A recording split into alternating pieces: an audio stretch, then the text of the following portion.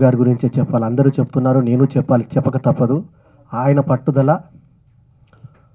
ఆయన ఉత్సాహం ఈ సినిమాని ఈ స్టేజ్కి తెచ్చింది, 25వ రోజుకి తెచ్చింది. కేఆర్ విజయ తర్వాత అంత గొప్పగా ఆ పాత్రలు రాణించిన రోజారాణి గారు ఒక నిర్మాతగానే కాదు, నటిగాను విజృంభించారు. మొదటి సినిమాకి అంత బాగా చేయడం, ఇప్పుడు ఇందాక అమ్మ అమ్మ కాళిక అంబ అనే పాటలో ఆమె చూపించిన హావభావాలు ఏ పెద్ద నటికి తీసిపోతాయి. చాలా చక్కటి ఎక్స్ప్రెషన్స్, ఆమెను చూస్తుంటే దేవతను చూస్తున్నానేమో అనిపించింది. అట్లాగే రాక్షసుడు, కలిపురుషుని పాత్రలో మరి బనగాలపల్లి నుంచి వచ్చిన ఈ కారణ జన్ముడు ఈయన. ఎందుకంటే ఆ పాత్ర కోసం పుట్టి పరికాయ ప్రవేశం చేశాడేమో అనిపిస్తుంది, ఆ పర్సనాలిటీ అందుకే పెంచాడేమో అనిపించింది. అసలు ఆ మేకప్ అది చూస్తుంటే భయపడ్డారు. రాక్షసుడు మనిషి చాలా సౌమ్యుడు, కానీ భయపడే విధంగా చేశాడు, చాలా అద్భుతంగా చేశాడు అతను. ఈ ఇద్దరు గురించి ప్రత్యేకంగా చెప్పాలి ఫస్ట్. తర్వాత సౌమ్యతో నా జర్నీ ఎప్పుడు స్టార్ట్ అయిందంటే ఆమెకు తెలీదు. పులి అమృత్ అనే సంగీత దర్శకుడు కమ్ డైరెక్టర్ది ఒక పాట, చిలిపి ఊహకు మురసి, గుర్తుంది ఆ పాట? ఆ పాట నేను రాశాను. నేను చాలా సినిమాలకు అప్పట్లో మాటలు పాటలు కథ అందించినవాడిని. 36 సంవత్సరాలుగా సినిమా ఫీల్డ్లో ఉన్నాను. అయితే ఆ పాట సౌమ్య పాడింది. సో ఆ తర్వాత ఇన్నేళ్లకు మళ్ళీ సౌమ్య ఇప్పుడు ఇందులో సింగిల్ కార్డ్, తను ఒక్కమే సింగరు. ఆ సౌమ్యని ఇవాళ ఇక్కడ చూడడం నాకు చాలా ఆనందంగా ఉంది. నా ఆమె గొంతు విని ఎంతో సంతోషపడ్డాను. ఆమె చెన్నైలో స్థిరపడ్డారట. ఉషా తొలినాలలో నా పాటలు పాడింది, సౌమ్య తొలినాలలో నా పాటలు పాడింది. శుభాకాంక్షలు అండి, చాలా బాగా పాడారు. ఆ ఫీల్, అమ్మవారి గొంతు ఫీల్ తీసుకొచ్చారు మీరు. సో అట్లాగే ఇందులో నటించిన ప్రతి ఒక్క నటినట వర్గం, సురభి నాటకాల నుంచి తీసుకొచ్చి వాళ్ళకి అవకాశాలు కల్పించారు రాముగారు. ఫస్ట్ నేను అవార్డు ఇచ్చినప్పుడు ఫస్ట్ ఆయన బయోడేటా చూసి ఇచ్చాను. ఇచ్చిన తర్వాత ఒకసారి ఆయన నాటకానికి వెళ్ళాను. అసలు ఆయన పరకాయ ప్రవేశం చేస్తూ నటిస్తున్న తీరు చూస్తుంటే నాకు ఆశ్చర్యం కలిగింది. ఎంత గొప్ప నటుడు ఉన్నాడు ఆయనలో. అసలు ఈ సినిమాలో ఆయన చేసిన పాత్ర చిన్నదే, కానీ ఎంతో పెద్ద పాత్ర చేయగలిగినటువంటి స్టామినా, స్టాండర్డ్స్ ఉన్న వ్యక్తి ఆయన. సో రాము గారికి చాలా బంగారు భవిష్యత్తు ఉంది. ఇక ఈ సినిమా గురించి మాట్లాడితే, ఈ సినిమా తీసుకురావడం ఒక ఎత్తు అయితే, రిలీజ్ చేయడం ఒక ఎత్తు, దాన్ని 25 రోజులు థియేటర్లో నిలబెట్టడం మరొక ఎత్తు. సభకు నమస్కారం. నేను మాట్లాడే ముందు ఫస్ట్ ఈ ఒక్క మగాడికి సన్మానం చేయాలని, ముఖ్యంగా గాలి సినిమా ట్రైలర్ లాంచ్లో కూడా ఉన్నాను, రిలీజ్ ముందు ప్రీ రిలీజ్ ఫంక్షన్లో ఉన్నాము. రాముతో దాదాపు ఇప్పుడే చెప్పాడు 2008లో రవీంద్ర భారతి అని, దాదాపు అంటే 18 సంవత్సరాలు. ముఖ్యంగా సినిమా గురించి మాట్లాడాలి. సినిమా నేను కొన్ని సంవత్సరాలుగా దాదాపు నేను 600 సినిమాలకి బ్యాక్ బోన్గా ఉండొచ్చు, స్పాన్సర్గా రకరకాలుగా వచ్చే చిన్న సినిమా రిలీజ్లో కానీ, విడుదల విషయంలో కానీ, హెల్ప్ చేయడంలో కానీ దాదాపు ఒక 15 సంవత్సరాల నుంచి 600 సినిమాలకు ఉండొచ్చు. సో దాదాపు ఒక 200 సినిమాల వరకు నేను చెప్పాను. సినిమా రిలీజ్ టైంలో అనుభవం ఏంది, సినిమా ఎలా రిలీజ్ చేయాలి, అసలు సినిమాని ఎలా నిలబెట్టాలి అని. బట్ ఒక్కరు కూడా వినలేదు.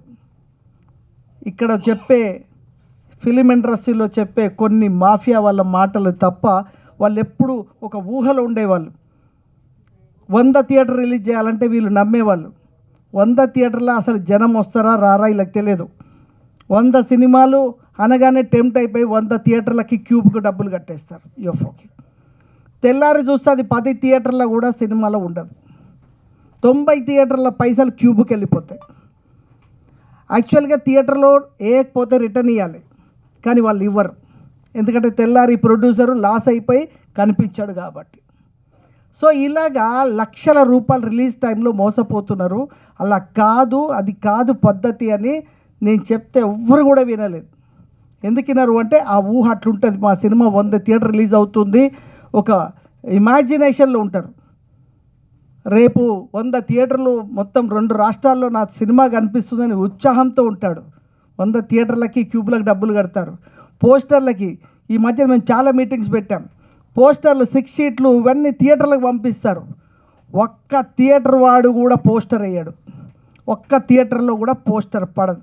కానీ వీడు మాత్రం 6 షీట్లు 4 షీట్లు 2 షీట్లు సింగిల్ షీట్లు ప్రతి థియేటర్కి పంపిస్తాడు. దాదాపు 5 లక్షల రూపాయలు పోస్టర్లకు ఖర్చు అవుతుంది. దాదాపు 5-6 లక్షల నుంచి 10 లక్షల రూపాయలు క్యూబ్లో యూఎఫ్ఓలో కడతారు. ఇవన్నీ కట్టిన తర్వాత తెల్లారి పోస్టర్ ఎక్కడ కనిపించదు. వీడికి చెప్పుకోవడానికి ఒక 5 థియేటర్లలో రాత్రి 10:30 షో, 10:50 షో, 11 గంటల షో ఇస్తారు, లేదా ఇంకోటి ఎక్కడో షో ఇస్తారు. ఇది జరుగుతున్న తంతు. తెల్లారి చూస్తారు కల్లా ఏం సార్ ఏమైంది అంటే నాకు 2 డేస్లో మళ్ళీ వచ్చి చెప్పండి అంటే నాకు 2 రోజులు నేను ఏమైతే స్టోరీ నన్ను రికార్డ్ చేసుకోమని చెప్తాను. నేను చెప్పింది 2 రోజుల తర్వాత జరిగేది నేనేం చెప్పాను అదే తీసుకొచ్చి మళ్ళీ నాకు నిజం సార్ మీరు చెప్పారు, కానీ ఒక్కడు నమ్మడు. మొదలు చెప్పితే మాత్రం ఎవడు వినడు, ఒక్కడు నమ్మడు. ఇలా ఉంటుంది అంటే ఏం సార్ నేను యూట్యూబ్లో సాంగ్ పెడితే 20 లక్షల మంది చూసిర్రు, చూడండి రేపు పొద్దున సినిమాకి థియేటర్ హౌస్ఫుల్. నేను కావాలని నేను రోజు బుక్ మై షో కంపల్సరీ చూస్తాను, ప్రతిరోజు సెర్చ్ చేస్తా ఏ సినిమా ఎన్ని టికెట్లు తగ్గినాయి. ఇవాళ 100 కోట్లు 200 కోట్ల సినిమా కూడా శుక్ర శని ఆదివారమే సినిమా, సోమవారం నో. 10-20% కూడా పబ్లిక్ ఉండరు, అక్యుపెన్స్ ఉండదు. సింగిల్ థియేటర్లు అయితే ఇంకా ఘోరం. అందుకే ఇవాళ మీటింగ్లు పెట్టుకున్నారు. వచ్చే రోజుల్లో సింగిల్ థియేటర్లు ఒక కళలాగా చెప్పుకునే రోజులు వస్తాయి.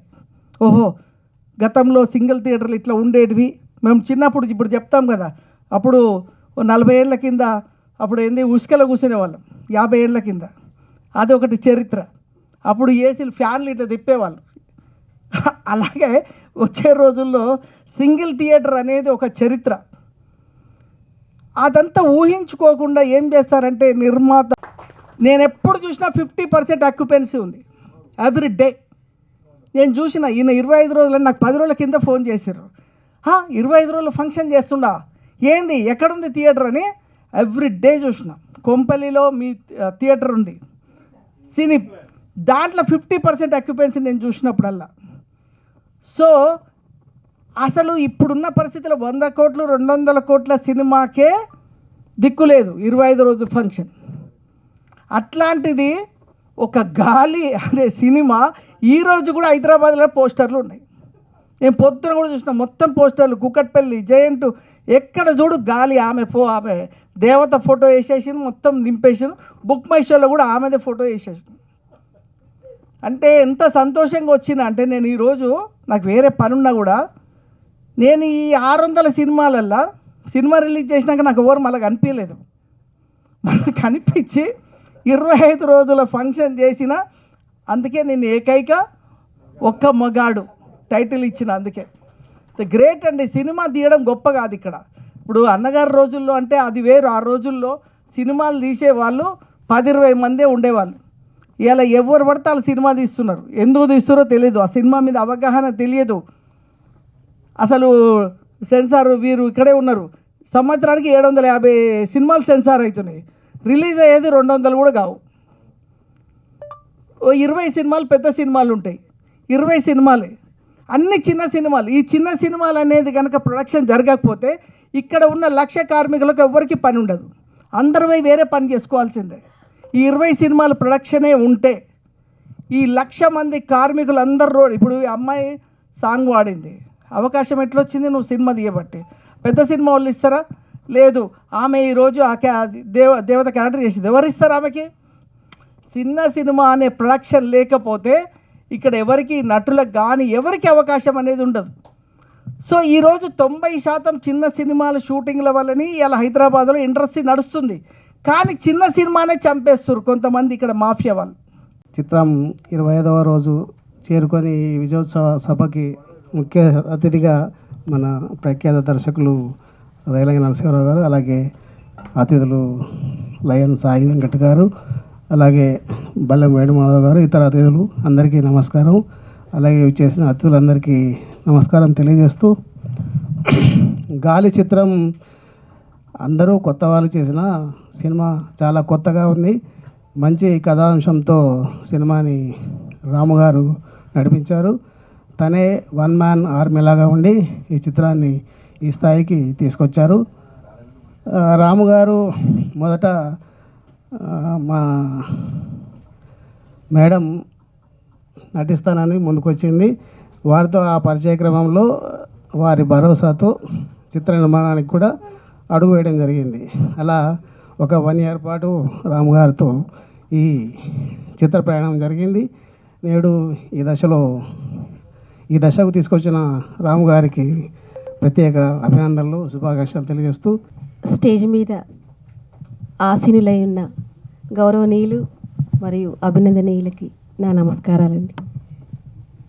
సభకు విచ్చేసిన కళాకారులకి, కళాభిమానులకి, మీడియా ప్రముఖులకి అందరికీ నా హృదయపూర్వక నమస్కారాలు.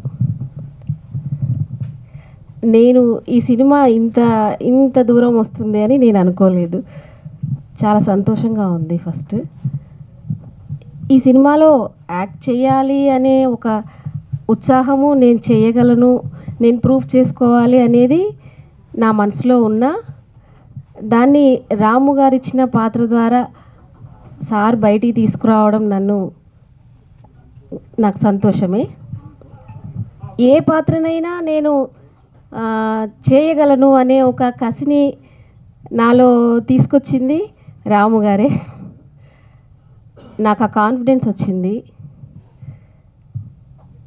ఇంత మంచి అవకాశం ఇచ్చి ప్రోత్సహించి ఎలా యాక్ట్ చేయాలి, ఎంత పవర్ఫుల్గా మాట్లాడాలి అనేది ప్రతిదీ కూడా తను చేసి చేపించారు. తను సార్ చెప్పినట్టుగా నేను చేశానని అనుకుంటున్నాను. బాగా చేశారు అని మీరందరూ ప్రశంసించడం వల్ల నాకు చాలా సంతోషంగా ఉంది. ఇంకా నమ్మకం కూడా కలిగింది. సార్ ఇంకా చాలా సినిమాలు తీయాలని, సక్సెస్ఫుల్గా రన్ చేస్తారని నమ్మకం కూడా ఉంది. ముందుగా పాత్రికేయులకి అందరికీ నమస్కారం. అలాగే మా సాయి వెంకటన్న ఫస్ట్, తర్వాత మా గురువు గారు రేలంగ్ గారు, తర్వాత బల్లెం వేణుమాధవ్ అన్న. ఆయన ఇంత ఒక డైలాగ్ కొట్టారు, 20 సంవత్సరాల నుండి సినిమాలు చేస్తున్నాను. ఆయన ఒక సాంగ్ పేరు చెప్పారు, సౌమ్య గారు పాడారని. ఆ సాంగ్ ఎడిటింగ్ చేసింది నేనే. ఆ విషయం ఆయనకి తెలుసు. అలాగే ఈరోజు ఈ సినిమా 25 రోజులు చిన్న సినిమా అని ఒక్కరోజు ఆడితే రెండో రోజుకి సినిమా ఉంట్లా. అలాంటిది మా రాము గారు కష్టపడి చక్కగా నీట్గా సినిమాని ఎలా ప్లాన్ చేద్దాం, ఇలాగెళ్దాం, ఒక వారం ఇక్కడేద్దాం, ఒక వారం ఇక్కడ. ఎందుకంటే హైదరాబాద్ సిటీ అనేది పెద్దది. ఒకసారి పంజాగుట్లో ఉంటుంది, ఒకసారి సికింద్రాబాద్ ఉంది, ఒకసారి బాలనగర్ ఉంది. అన్ని చోట్ల అందరూ జనాలకి సినిమా చూడాలి, అందించాలనే కోరికతో ఒక వారం అలా 25 రోజుల దాకా వచ్చింది. అంటే కారణం రాము. సరస్వతికి నమస్కారం.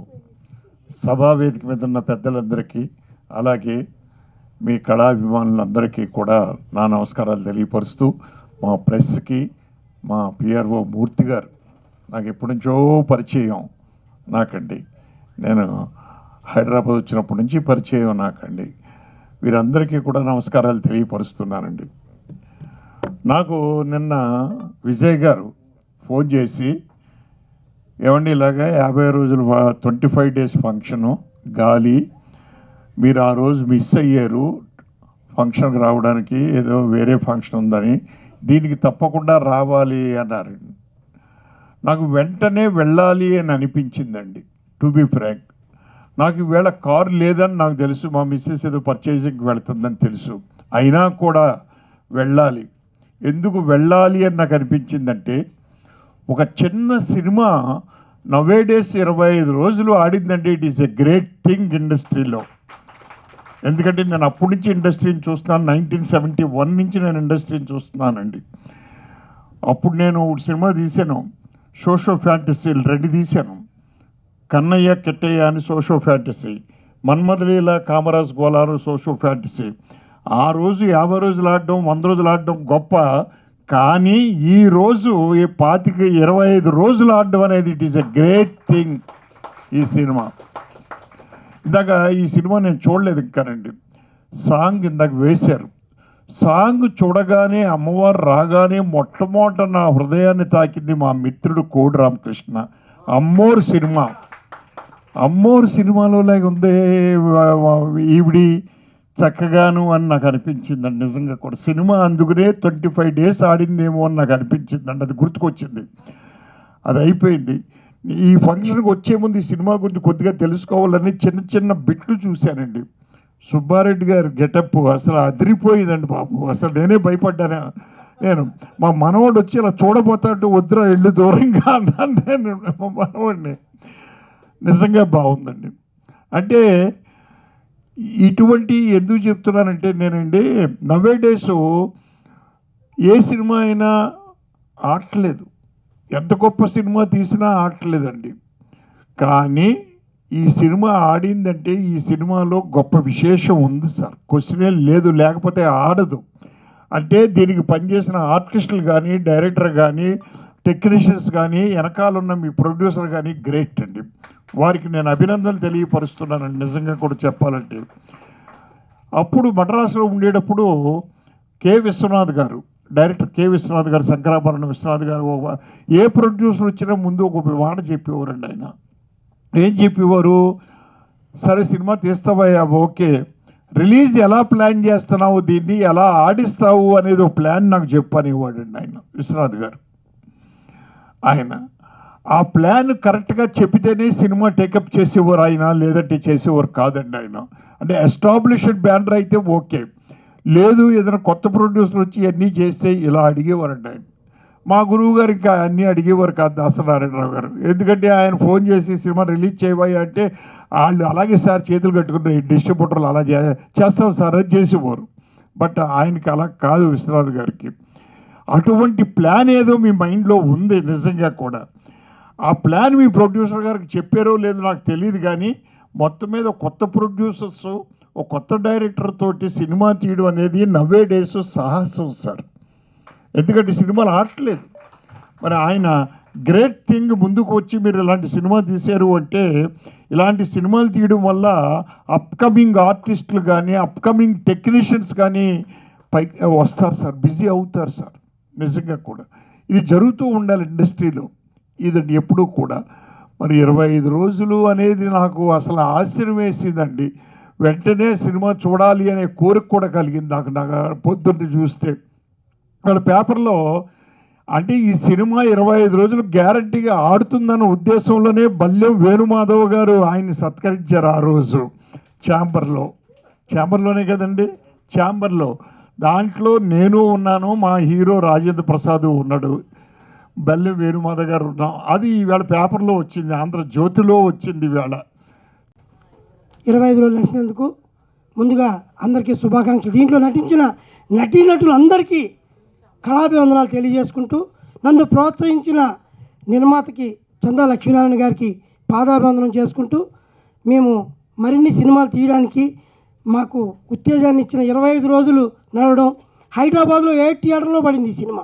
ఐనాక్స్లో వేసిన థియేటర్లో ఇచ్చే అవకాశం ఇచ్చినందుకు మా విజయ్ అన్న కూడా మాకు ప్రోత్సహించాడు. మా నెక్స్ట్ సినిమాలకు కూడా మంచి ప్రోత్సాహం ఇచ్చి మమ్మల్ని ఇంకా అన్నుదన్నుగా ఉండాలని కోరుకుంటూ సభాముఖంగా వారికి కృతజ్ఞతలు తెలియజేసుకుంటున్నాం. ఇప్పుడు ప్రొడ్యూసర్ గారు స్టేజ్ మీద ఉన్న అందరికీ ఒక శాల్వా, పెద్దలకి మేము చంద్రుడికి ఒక నూలు పోలాగా వాళ్ళందరూ, మీరు పెద్దలుగా